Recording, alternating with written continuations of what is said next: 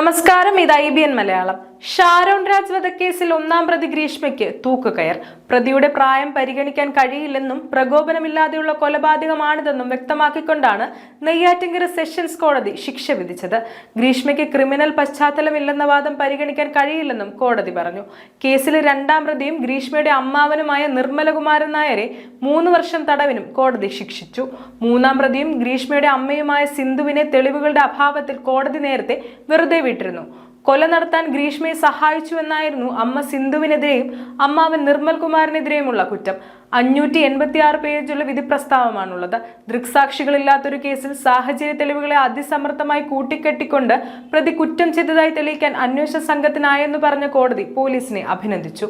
പ്രോസിക്യൂഷന്റെയും പ്രതിഭാഗത്തിന്റെയും 3 ദിവസം നീണ്ട അന്തിമവാദങ്ങൾ നേരത്തെ പൂർത്തിയായിരുന്നു. 1ഉം 2ഉം പ്രതികളായ ഗ്രീഷ്മയും അമ്മാവനും കുറ്റക്കാരാണെന്ന് കോടതി കണ്ടെത്തിയിരുന്നു.